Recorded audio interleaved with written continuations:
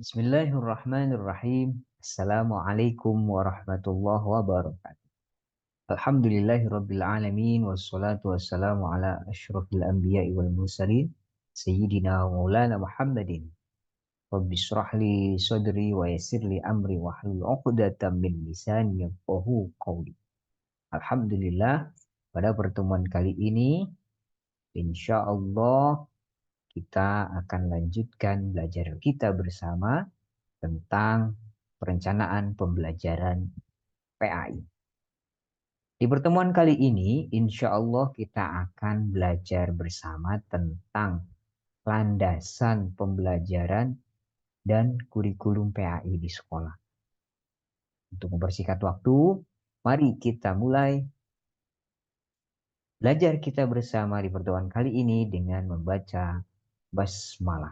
Bismillahirrahmanirrahim. Apa yang akan kita bahas di dalam pembahasan tentang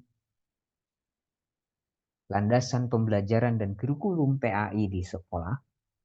Yang akan kita bahas pada pertemuan kali ini adalah bagaimana landasan PAI di sekolah, kemudian bagaimana hakikat kurikulum PAI di sekolah. Selanjutnya, bagaimana landasan pengembangan kurikulum PAI di sekolah. Nah, kenapa ini menjadi penting dibahas? Karena landasan ini sebagai dasar ketika kita mengetahui, memahami pendidikan agama Islam di sekolah, kemudian hakikat kurikulumnya, kemudian bagaimana landasan pengembangannya, kemudian bagaimana implementasi kurikulum PAI di sekolah, maka ini mempengaruhi bagaimana perencanaan pembelajaran kita bisa tersusun dengan baik, insya Allah.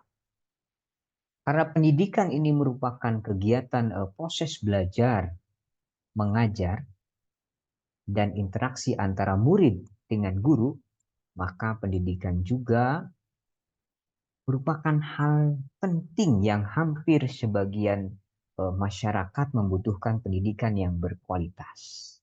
Nah, kurikulum ini digunakan oleh guru untuk apa? Di setiap mata pelajaran di sekolah untuk mencapai proses dan hasil yang efektif dan efisien. Nah, kurikulum pendidikan ini sebenarnya memiliki tujuan yang sama, yaitu membuat konsep pembelajaran menjadi lebih teratur, terarah, dan terukur. Kurikulum pendidikan ada yang umum, juga ada yang kurikulum pendidikan Islam ini berbeda. Karena di dalam kurikulum pendidikan agama Islam itu berlandaskan pada Al-Quran dan Sunnah. Sedangkan pada kurikulum umum itu berlandaskan disiplin-disiplin ilmu yang lain. Dalam kurikulum pendidikan agama Islam berdasarkan pada Al-Quran dan Sunnah sehingga mewajibkan seorang pendidik di lembaga pendidikan Islam untuk menguasai kurikulum umum dan kurikulum pendidikan agama Islam. Ya. Landasan dari sisi bahasa, nah, kita bahas dulu secara secara makna. Landasan, kalau kita lihat dari sisi bahasa, itu diartikan sebagai tumpuan, sebagai dasar ataupun alas. Nah, karena itu landasan merupakan tempat bertumpu atau titik tolak. Mampu untuk berpijak. Ataupun dalam arti lain, dasar pijakan. Nah, landasan adalah suatu gagasan atau kepercayaan yang mendasar. Landasan merupakan sebuah dasar dari kurikulum pendidikan yang digunakan di dalam setiap lembaga pendidikan, baik umum maupun lembaga pendidikan Islam. Nah, kemudian apa pengertian dari kurikulum? Kurikulum adalah secara singkatnya sebuah perangkat atau seperangkat mata pelajaran yang dirancang dan disusun secara sistematik untuk diajarkan dalam suatu lembaga pendidikan, baik dilakukan di dalam sekolah maupun di luar sekolah. Pengalaman anak didik di sekolah dapat diperoleh melalui berbagai kegiatan praktik, ya, kegiatan pendidikan. Di antaranya praktik atau mengikuti pelajaran di kelas, atau praktik keterampilan, bahkan latihan-latihan olahraga dan kesenian, dan kegiatan karya wisata atau praktik dalam laboratorium di sekolah. Nah, kurikulum ini merupakan salah satu komponen yang pokok dalam aktivitas pendidikan dan merupakan penjabaran idealisme, cita-cita, tuntutan masyarakat, atau kebutuhan tertentu. Nah, kurikulum sebagai sebuah program dan alat untuk mencapai tujuan pendidikan. Oleh karena itu, maka kurikulum pendidikan ini harus menggunakan landasan yang bersumber dari studi ilmiah, bidang psikologi yang senantiasa berhubungan dengan proses perubahan perilaku peserta didik. Nah, ini pengertian landasan dan kurikulum. Kemudian bagaimana sih, apa saja landasan pendidikan agama Islam di sekolah itu? Nah, landasan pendidikan agama Islam di sekolah secara singkat, jika kita ringkas, itu ada 5 landasan. Pertama ada landasan religius, kemudian landasan historis, yang ketiga landasan yuridis, yang keempat landasan psikologi, dan yang keempat adalah landasan filosofis. Apa makna dari masing-masing landasan-landasan ini? Nah, kita akan bahas satu persatu. Pertama, ya, pelaksanaan pendidikan agama Islam di sekolah itu punya landasan dasar yang kuat. Dasar-dasar ini pertama adalah landasan religius. Apa landasan religius ini? Nah, Al-Quran dan hadis adalah sumber dan dasar ajaran Islam yang original. Banyak ayat-ayat Al-Quran dan Al-Hadis secara langsung maupun tidak langsung yang berbicara tentang kewajiban umat Islam melaksanakan pendidikan. Nah, sebagaimana firman Allah di dalam Al-Quran ada di surat Al-Imran contohnya. Di surat Al-Imran disebutkan bagaimana landasan pendidikan ini secara religius. Ayat 104 disebutkan, wal takum minkum ummatun a'udzubillahi minasyaitonir rajim bismillahirrahmanirrahim. Wal takum minkum ummatun yad'una ilal khair wa ya'muruna bil ma'ruf wa yanhauna 'anil munkar wa ulaika humul muflihun. Wal takum minkum, dan hendaklah ada di antara kamu ummatun yad'una ilal khair, segolongan umat yang menyuruh kepada kebajikan. Wa ya'muruna bil ma'ruf, dan menyuruh kepada yang ma'ruf. Wa yanhauna 'anil munkar, dan mencegah dari yang mungkar. Wa ulaika humul muflihun.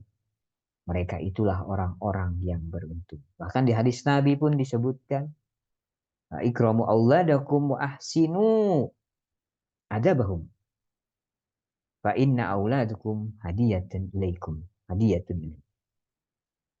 Hormatilah anak-anakmu dan perbaikilah pendidikannya, karena anak-anakmu merupakan karunia dari Allah bagimu.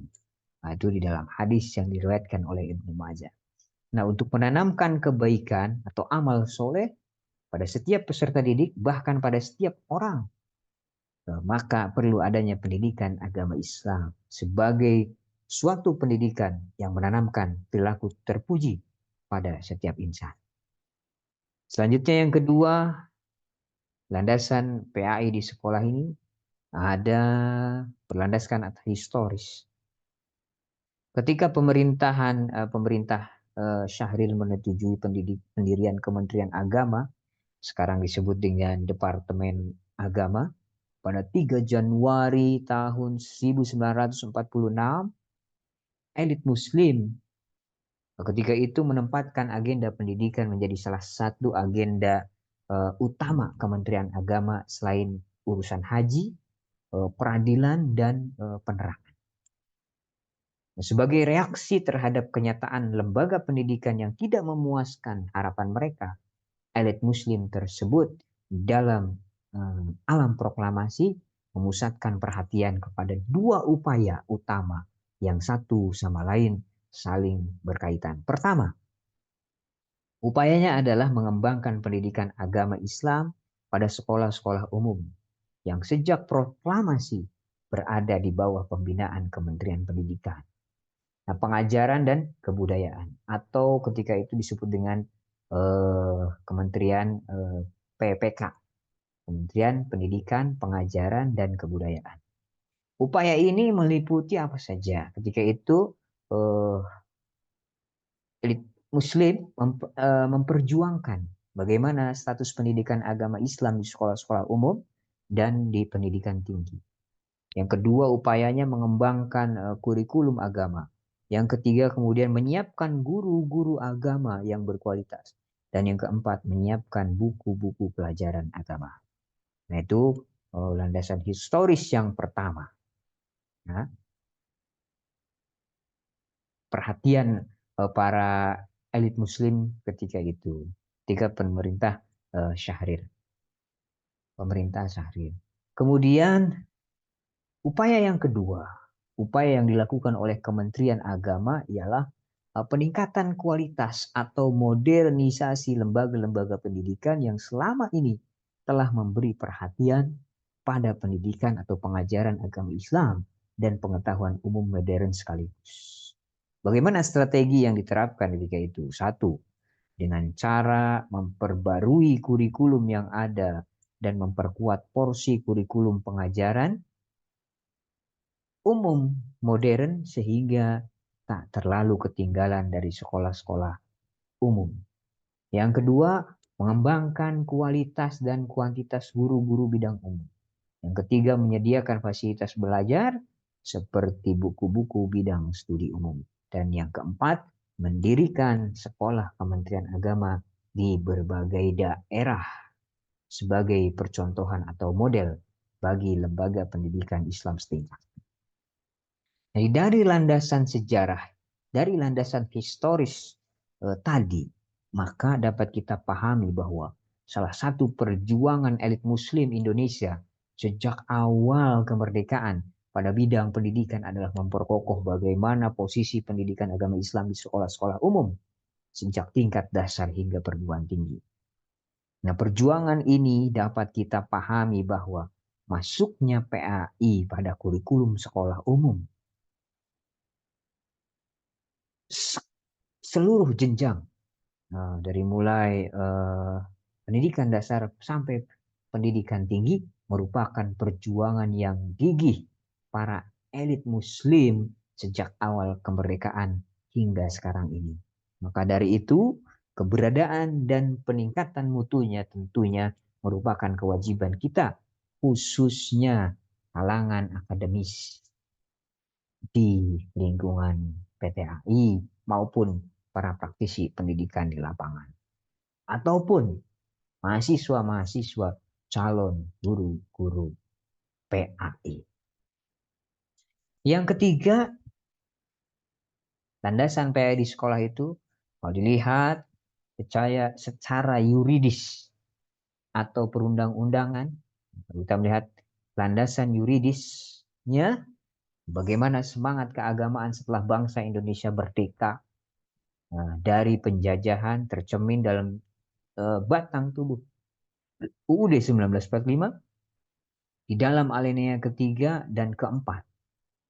Nah, dari sila pertama, falsafah negara Republik Indonesia atau Pancasila, yaitu ketuhanan yang Maha Esa.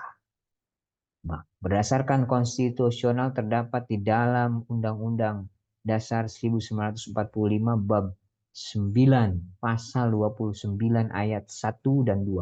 Sedangkan kalau berdasarkan operasionalnya terdapat dalam TAP MPR nomor 4 tahun 1973 yang diperkuat oleh TAP MPR nomor 2 tahun 1988 dan TAP MPR nomor 2 tahun 1993 tentang garis-garis besar haluan negara yang pada intinya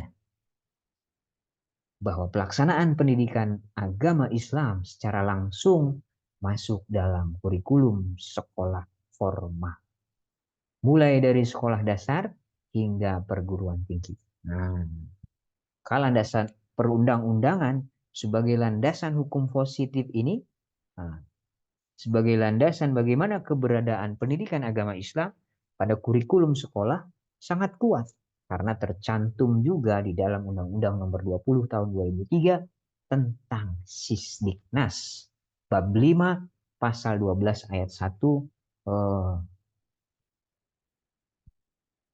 yang menyatakan bahwa ya, setiap peserta didik dalam setiap satuan pendidikan berhak untuk mendapatkan pendidikan agama sesuai dengan agama yang dianutnya dan diajarkan oleh pendidik yang seagama. Nah, kemudian peningkatan iman dan takwa serta akhlak mulia di dalam Undang-Undang Nomor 20 Tahun 2003 tentang Sistem Pendidikan Nasional di bab 10 pasal 36 ayat 3 itu menyatakan bahwa kurikulum disusun sesuai dengan jenjang pendidikan dalam kerangka negara Kesatuan Republik Indonesia dengan memperhatikan pertama peningkatan iman dan takwa. Dan pasal 37 ayat 1-nya bahwasanya kurikulum pendidikan dasar dan menengah wajib memuat pendidikan agama dengan merujuk beberapa pasal dalam Undang-Undang Nomor 20 Tahun 2003. Maka semakin jelaslah bahwa kedudukan PAI pada kurikulum sekolah dari semua jenjang dan jenis sekolah dalam perundang-undangan yang berlaku sangat kuat. Nah, di dalam peraturan pemerintah nomor 19 tahun 2005 juga tentang standar nasional pendidikan pada pasal 6 ayat 1 juga dijelaskan bahwa kurikulum untuk jenis pendidikan umum, kejuruan, dan khusus pada jenjang pendidikan dasar dan menengah terdiri dari kelompok mata pelajaran agama dan akhlak mulia, kemudian kedua kelompok mata pelajaran kewarganegaraan dan kepribadian, ada kelompok mata pelajaran ilmu pengetahuan dan teknologi, yang keempat ada kelompok mata pelajaran estetika, yang kelima ada kelompok mata pelajaran jasmani, olahraga, dan kesehatan. Itu yang terdapat di dalam peraturan pemerintah nomor 19 tahun 2005 tentang standar nasional pendidikan di pasal 6 ayat 1. Bahkan selanjutnya di pasal 7 ayat 1 dijelaskan bahwa kelompok mata pelajaran agama dan akhlak mulia pada tingkat SD atau MI bahkan sederajat SDLB, sekolah dasar luar biasa atau paket A, SMP, MTS, SMPLB, paket B, SMA, MA, SMALB luar biasa, paket C, SMK, MAK atau bentuk lainnya yang sederajat dilaksanakan melalui muatan atau kegiatan agama. Kewarganegaraan, kemudian kepribadian, juga ilmu pengetahuan, selanjutnya teknologi, estetika, jasmani, olahraga, dan kesehatan. Nah, dari beberapa landasan perundang-undangan yang disebutkan tadi, sangat jelaslah bahwa pendidikan agama merupakan salah satu pelajaran yang wajib ada di semua jenjang dan jalur pendidikan. Maka dengan demikian, eksistensinya sangat strategis dalam usaha mencapai tujuan pendidikan nasional secara umum. Itulah landasan yuridis atau landasan perundang-undangan dari landasan PAI di sekolah. Selanjutnya landasan PAI di sekolah kita bisa lihat dari landasan psikologis. Nah, sejarah perkembangan manusia Kalau kita lihat dari zaman purbakala primitif hingga sampai sekarang yang sering kita sebut dengan era globalisasi dan era informasi, bahkan sekarang ke era revolusi industri, era society, gitu ya. Era AI, artificial intelligence. Nah, ini didapati bahwa manusia dari generasi ke generasi selanjutnya itu mempunyai sesuatu yang dianggapnya berkuasa, bahkan mencari sesuatu yang dianggapnya paling berkuasa, yaitu Tuhan. Bermacam-macam benda dianggap sebagai Tuhan yang Maha Esa, seperti matahari, bagaimana bulan, bintang, angin, patung, api, dan sebagainya.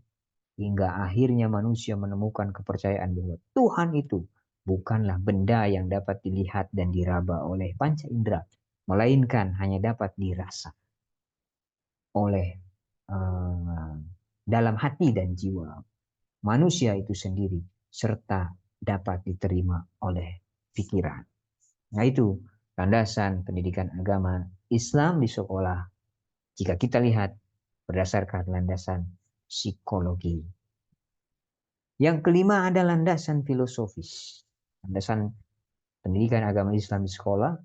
Nah, dalam aspek filosofis, pendidikan agama Islam ini telah memberikan landasan filosofis antara lain secara epistemologi dan aksiologis. Pendidikan agama Islam pada taraf filosofis adalah kajian filosofis terhadap bagaimana hakikat pendidikan agama Islam yang dibahas di dalam bidang ilmu filsafat pendidikan Islam. Yang dibahas secara mendalam, mendasar, sistematis, terpadu, logis, menyeluruh, serta universal yang tertuang atau tersusun ke dalam suatu bentuk pemikiran atau konsepsi sebagai suatu sistem. Nah, pendidikan agama Islam pada tataran epistemologis, yaitu kajian ilmiah terhadap konsep dan teori pendidikan Islam yang dibahas di dalam bidang ilmu pendidikan Islam yang membahas tentang seluk-beluk pendidikan. Kalau kita lihat pada tataran epistemologis. Nah, sumbernya. Okay. Kalau ke pendidikan Islam, kita lihat pada tataran aksiologis. Bagaimana kegunaannya, manfaatnya. Sebagaimana Muhaimin mengutip dari Profesor Ahmad Tafsir, ia bahwa pendidikan agama Islam itu yang dibakukan sebagai nama kegiatan mendidik agama Islam. Nah, kalau kita lihat PAI sebagai mata pelajaran itu seharusnya dinamakan agama Islam. Karena yang diajarkan adalah agama Islam, bukan pendidikan agama Islam. Namun kegiatannya atau usaha-usaha dalam mendidik agama Islam disebut dengan PAI atau pendidikan agama Islam. Karena pendidikan ini ada pada dan mengikuti setiap mata pelajaran karena pada tataran aksiologis realitas keberadaan pendidikan agama Islam di sekolah umum di Indonesia dilakukan di bawah kontrol kebijakan politik pemerintah, maka tujuan pendidikan agama Islam dirancang oleh pemerintah untuk mencapai tujuan dan cita-cita bangsa Indonesia yang disesuaikan dengan perkembangan kebutuhan sosiopolitik dan dinamika perkembangan budaya dan keberagaman masyarakat Indonesia. Itulah landasan filosofis pendidikan agama Islam di sekolah. Setelah kita mengetahui kelima landasan PAI di sekolah, kemudian bagaimana sih hakikat hakikat dari kurikulum PAI di sekolah itu? Bagaimana hakikatnya? Kalau kita lihat kurikulum tadi diartikan sebagai seperangkat rencana dan pengaturan mengenai tujuan, isi, dan bahan pelajaran serta cara yang digunakan sebagai pendoman penyelenggaraan kegiatan pembelajaran dalam mencapai tujuan pendidikan tertentu. Maka Asy-Syaibani ini menetapkan ada 5 dasar pokok kurikulum pendidikan. Pertama ada dasar religius, Ada dasar falsafah, ada dasar psikologis, ada dasar sosiologis, dan dasar organisatoris. Menurut Asy-Syaibani, pertama dasar religius dari hakikat kurikulum PAI ini, dasar pokok kurikulum PAI. Dasar pertama adalah dasar religius. Dasar yang ditetapkan nilai-nilai ilahi yang terdapat pada Al-Quran dan As-Sunnah yang merupakan nilai yang kebenarannya mutlak dan universal. Yang kedua ada dasar falsafah.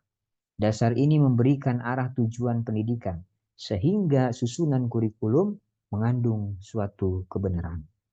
Yang ketiga ada dasar psikologis.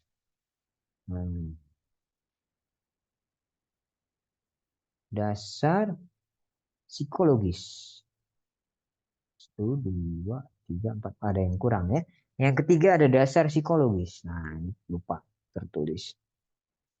Dasar psikologis, dasar ini mempertimbangkan tahapan psikis anak didik yang berkaitan dengan perkembangan jasmania, kematangan, bakat, kemudian intelektual, bahasa, emosi, kebutuhan, dan keinginan. Nah, ini landasan yang ketiga terlewatnya setelah setelah dasar falsafah. Yang keempat ada dasar sosiologis. Dasar ini memberikan gambaran bahwa kurikulum pendidikan itu memegang peran penting dalam penyampaian, dan pengembangan kebudayaan, proses sosialisasi individu, dan rekonstruksi masyarakat. Nah, yang kelima ada dasar organisatoris. Dasar ini berbicara mengenai bentuk penyajian bahan pelajaran, yaitu organisasi kurikulum. Nah, itulah dasar-dasar dari pokok kurikulum pendidikan. Ada dasar religius, ada dasar filsafat, dasar psikologis, dasar sosiologis, dan dasar organisatoris. Nah, kemudian kalau kita lihat bagaimana sih fungsi dari kurikulum bagi sekolah, bagi anak didik, bagi kepala sekolah, bagi orang tua. Nah, fungsi kurikulum, kalau kita lihat secara sederhana bagi sekolah, fungsi kurikulum itu sebagai alat untuk mencapai tujuan lembaga pendidikan yang diinginkan dan sebagai pedoman dalam mengatur segala kegiatan sehari-hari di sekolah. Itu bagi sekolah. Nah, sekarang bagaimana fungsi kurikulum bagi anak didik? Fungsi kurikulum bagi anak didik itu sebagai organisasi belajar yang tersusun yang diharapkan mereka mendapatkan pengalaman baru yang dapat dikembangkan di kemudian hari. Kemudian bagaimana fungsi kurikulum bagi kepala sekolah? Bagi kepala sekolah fungsi kurikulum, bagi kepala sekolah maupun bagi guru ya, itu sebagai pedoman kerja. Nah, dan terakhir bagaimana fungsi kurikulum bagi orang tua? Fungsinya bagi orang tua yaitu bagi orang tua siswa, yaitu agar orang tua dapat turut serta membantu pihak sekolah dalam memajukan putra-putrinya, dalam mencapai keberhasilan belajar putra-putrinya. Nah, ini fungsi kurikulum, baik bagi sekolah, bagi anak didik, bagi kepala sekolah dan guru, maupun bagi orang tua. Kita sebagai calon-calon guru, ya, di mana fungsi kurikulum bagi kita, bagi guru, bagi calon guru ya, sebagai pedoman kerja. Kalau kita sudah tahu kurikulumnya seperti apa, nah itu sebagai pedoman kerja bagaimana kita melakukan tahapan-tahapan tertentu, kemudian melaksanakan perencanaan pembelajaran agar tujuan yang diharapkan, yang ditentukan bisa tercapai. Nah, selanjutnya apa sih tujuan kurikulum dari pendidikan agama Islam di sekolah ini? Tujuannya yaitu untuk mengantarkan peserta didik menjadi manusia yang unggul dalam beriman dan bertakwa, berakhlak mulia, berkepribadian, menganalisa ilmu pengetahuan dan teknologi, serta mampu mengaktualisasikan diri dalam kehidupan bermasyarakat, berbangsa, dan bernegara. Nah, ini dituangkan di visi dan misi sekolah. Gitu. Nah, itulah tujuan dari kurikulum PAI di sekolah. Nah, selanjutnya setelah kita mengetahui bagaimana hakikat kurikulum PAI di sekolah, ada dasar kurikulumnya, fungsi kurikulumnya, tujuan kurikulumnya. Selanjutnya bagaimana kita nanti mengetahui landasan pengembangan kurikulum PAI di sekolah. Bagaimana sih landasan pengembangan kurikulum PAI di sekolah? Nah, ini tadi. Ya, landasan pengembangan kurikulum PAI di sekolah. Kalau kita ingin mengembangkan kurikulum PAI di sekolah, ya ada 5 landasannya. Kita harus berdasarkan merujuk kepada 5 landasan ini. Nah, landasan pengembangan kurikulum PAI di sekolah pada hakikatnya itu untuk apa? Pada hakikatnya adalah faktor-faktor yang harus diperhatikan dan dipertimbangkan oleh para pengembang kurikulum ketika hendak mengembangkan atau merencanakan suatu kurikulum lembaga pendidikan. Landasan-landasan tersebut adalah pertama landasan di dalam mengembangkan kurikulum sebaiknya harus berlandaskan pada Pancasila, terutama sila ke-1 yaitu ketuhanan yang Maha Esa. Di Indonesia menyatakan bahwa kepercayaan dan takwaan terhadap Tuhan yang Maha Esa sesuai dengan agama dan kepercayaannya masing-masing individu. Maka dalam kehidupan dikembangkanlah sikap saling menghormati dan bekerja sama antara pemeluk agama dan penganut-penganut kepercayaan yang berbeda-beda, sehingga dapat terbina kehidupan yang rukun dan damai. Nah, itu landasan yang pertama. Ketika kita ingin mengembangkan kurikulum PAI di sekolah. Yang kedua adalah landasan filsafat. Landasan filsafat itu dipengaruhi oleh 2 hal yang pokok. Pertama, cita-cita masyarakat. Kalau kita ingin mengembangkan kurikulum PAI di sekolah, maka harus memperhatikan cita-cita masyarakat dan kebutuhan peserta didik yang hidup di masyarakat. Filsafat adalah cinta pada kebijaksanaan. Love of wisdom atau filosofia. Nah, cinta kebijaksanaan. Nah, agar seseorang dapat berbuat bijak, maka harus berpengetahuan. Pengetahuan tersebut diperoleh melalui proses belajar. Nah, proses berpikir secara sistematis, secara logis dan mendalam. Nah, filsafat dipandang sebagai induk dari segala ilmu karena filsafat mencakup keseluruhan pengetahuan manusia, yaitu meliputi metafisika, epistemologi, aksiologi, etika, estetika, dan logika. Semuanya ada, gitu ya, di dalam filsafat. Maka ketika kita hendak mengembangkan kurikulum PAI, maka harus berlandaskan filsafat. Dan poinnya adalah 2 hal pokok yang harus kita perhatikan, bagaimana cita-cita masyarakat dan kebutuhan peserta didik yang hidup di masyarakat. Berlandaskan filosofi, filsafat, filosofia, cinta kebijaksanaan. Bagaimana kemudian melahirkan nanti orang-orang yang bijak. Nah, yang ketiga ada landasan psikologi belajar. Kurikulum belajar ini mengetengahkan beberapa teori belajar yang masing-masing menelaah bagaimana proses mental dan intelektual perbuatan belajar tersebut. Kurikulum yang dikembangkan ini sebaiknya selaras dengan proses belajar yang dilakukan oleh siswa, sehingga proses belajarnya terarah dengan baik dan tepat. Jadi kalau kita mau mengembangkan kurikulum PA di sekolah, maka harus kita pikirkan landasan psikologi belajar. Bagaimana mengetengahkan teori-teori belajar yang masing-masing menelaah pada proses mental dan intelektual. Nah, itu ya, menyesuaikan dengan apa namanya ya latar belakang si siswa, bagaimana dia latar belakang kemampuan dan dalam belajarnya. Yang keempat, jika kita ingin mengembangkan kurikulum PA di sekolah, maka landasannya adalah landasan sosio budaya.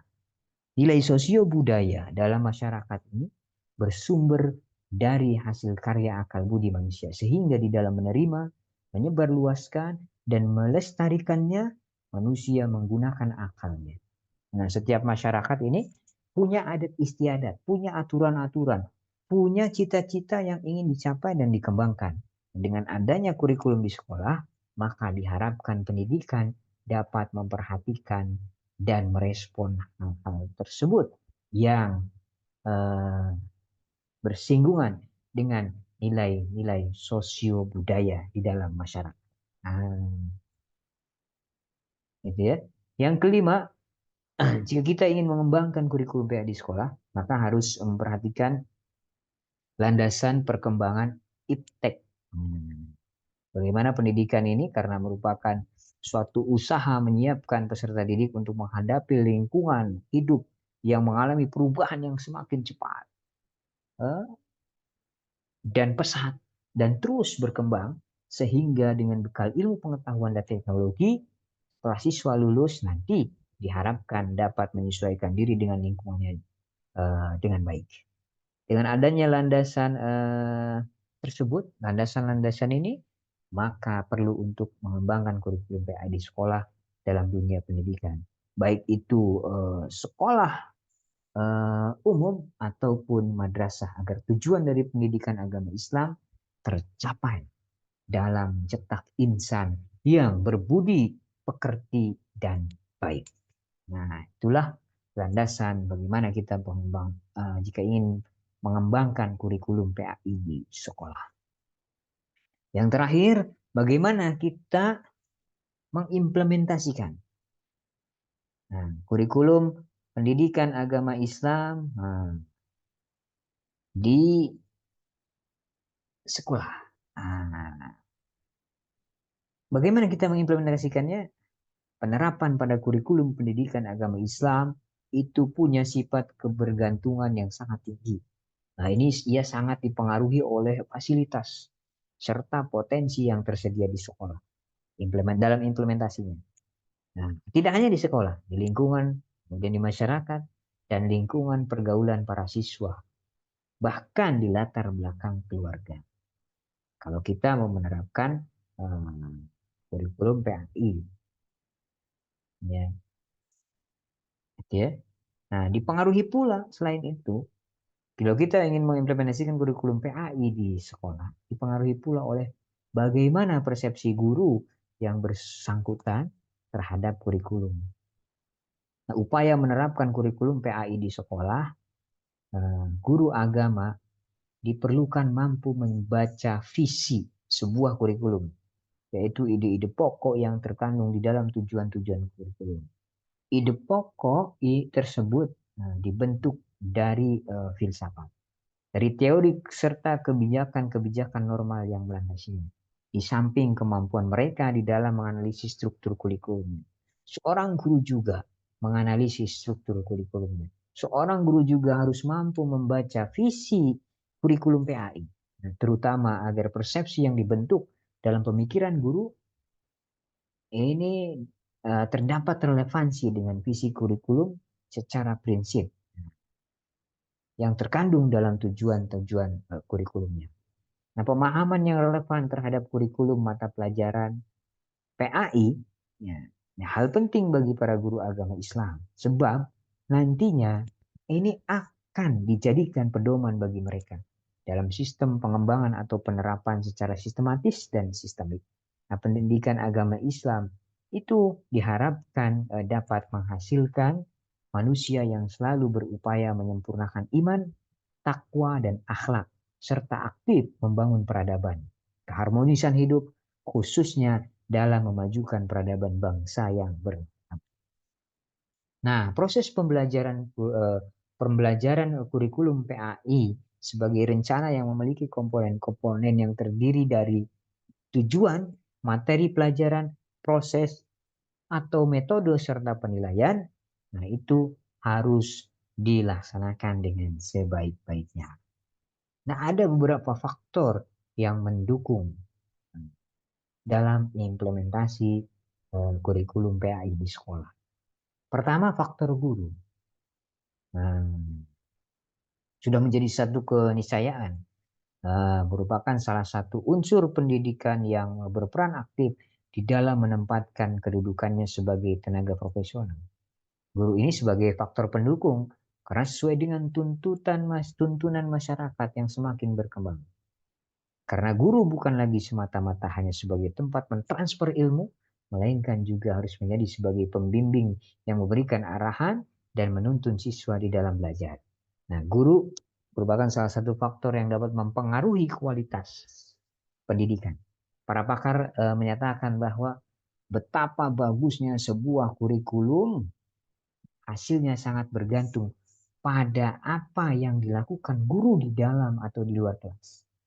Kualitas pembelajaran yang sesuai dengan rambu-rambu PAI dipengaruhi pula oleh sikap guru yang kreatif untuk memilih melaksanakan berbagai pendekatan dan model pembelajaran. Nah, karena profesi guru menuntut sifat kreatif dan kemampuan mengadakan improvisasi. Nah, keberhasilan pendidikan agama Islam ini dapat dipengaruhi oleh beberapa faktor. Menurut Jemars dan dalam kurikulum proses in the primary school, ia mengemukakan bahwa ada 5 unsur yang mempengaruhi terhadap keberhasilan pembelajaran. Apa saja 5 unsur itu? Satu, dukungan dari kepala sekolah.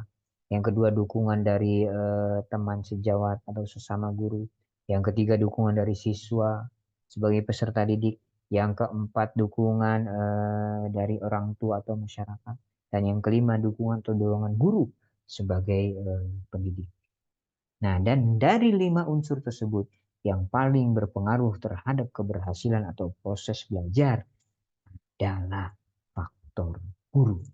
Nah, itu menurut J. Mars dalam bukunya Kurikulum Proses in Primary School. Selanjutnya ada faktor kedua yang mempengaruhi